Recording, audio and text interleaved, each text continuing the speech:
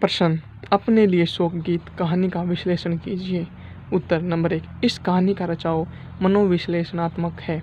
यह मनुष्य की अंदरूनी परतों को उजागर करने में सार्थक रही है।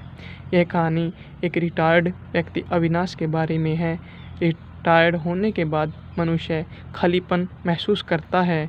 उसे लगता है कि बच्चे उसकी बात नहीं मानते, उससे कोई सलाह नहीं लेता, परिवार में उसकी कोई अहमियत नहीं है। कहानी के पात्र अविनाश को ऐसा ही महसूस होता है। नंबर 2, जब व्यक्ति नौकरी करता है तब वह नौकरी और घर की जिम्मेदारियों के बीच तालमेल बैठाने में व्यस्त रहता है।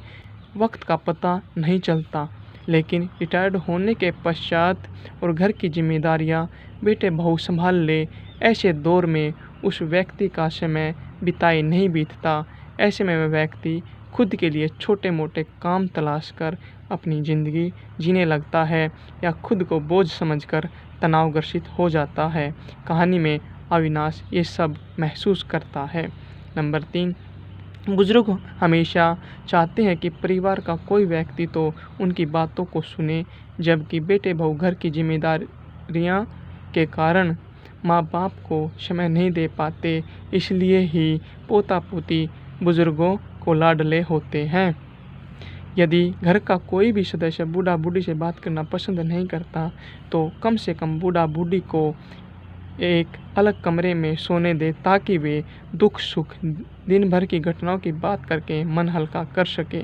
कहानी में अविनाश एक एकांत कोठरी में पड़ा रहता है और शैलबाला बड़े कमरे में बड़े पलंग पर पोती के साथ सोती है। शैलबाला के पास अविनाश से बात तक करने का समय नहीं होता।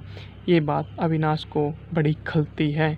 नंबर 4, बुढ़ापा एक ऐसी अवस्था होती है जिसमें जीभ का स्वाद बढ़ जाता है।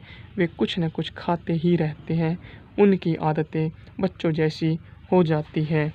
वे किसी न किसी बात के बहाने घर वालों से बात करना चाहते हैं, लेकिन जब घर वाले उनकी उपेक्षा करते हैं तो उनमें चिड़चिड़ापन आ जाता है।